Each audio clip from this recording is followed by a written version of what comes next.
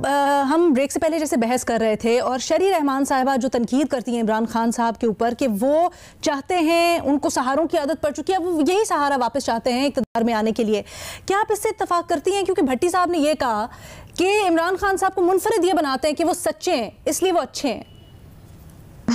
जी शुक्रिया अलीना।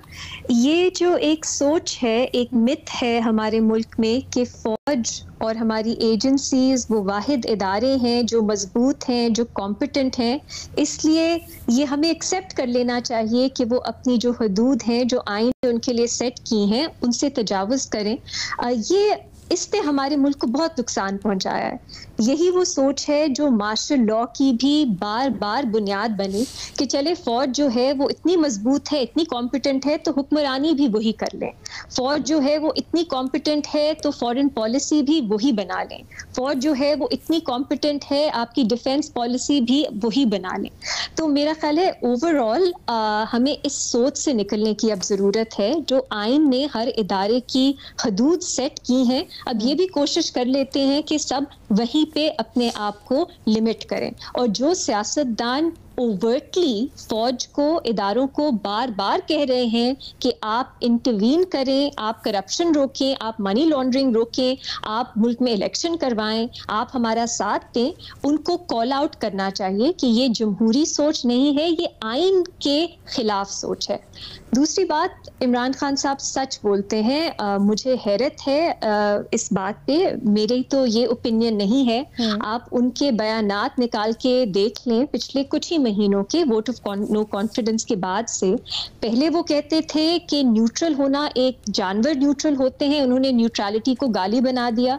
अब कुछ दिन पहले उन्होंने इंटरव्यू में कहा कि फौज को न्यूट्रल होना चाहिए। फिर उन्होंने उसके बाद कहा कि फौज और बाकी इदारे हैं वो पब्लिक एक स्टांस लें अर्ली इलेक्शन के लिए। तो एग्जैक्टली इमरान खान साहब क्या चाहते हैं, उनका सच क्या है?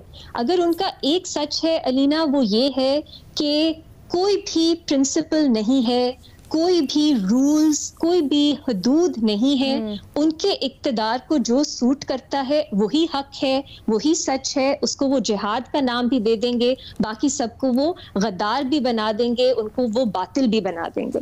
तो मेरी नज़र में तो ये सच नहीं है। ये बयानिए जो बनते हैं हमारे मुल्क में, पीटीआई इसमें महारत रखती है और वो महारत रखती है झूठे बयानिए बनाने के लिए। आपने शुरू में सदर आरिफ अलवी साहब का एग्जाम्पल दी।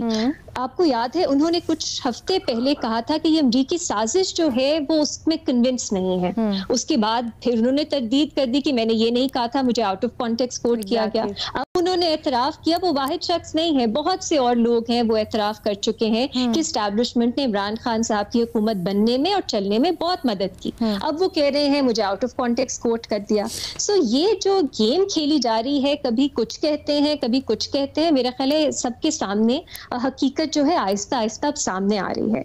और एक आखिरी बात अलीना जी, आखिरी बात ये कि मेरा ख्याल है इमरान खान साहब जो हैं उनकी ओवरऑल एक सोच में, हमने जमहूरी सोच की बात की, जमहूरियत की बात की, एक मसला जो मुझे नजर आता है वो ये है कि वो सिर्फ खुद को लोगों का, अवाम का नुमाइंदा मानते हैं, वो और किसी को नहीं मानते। वो कहते हैं ये तो चोर हैं, ये तो डाकू हैं, ये तो सियासतदान है ही नहीं, मैं इनके साथ कैसे बैठूं। ये जो एंटी प्लूरलिस्ट सोच है कि सिर्फ वो है, बाकी सब जो है वो उस एक कंपटीशन है ना जमहूरियत, उसका हिस्सा ही नहीं वो बनने देंगे। उसके लिए चाहे वो आपकी अदालतों को, आपके इदारों को, सबको इस्तेमाल करेंगे कि उनको गेम से ही बाहर रखें।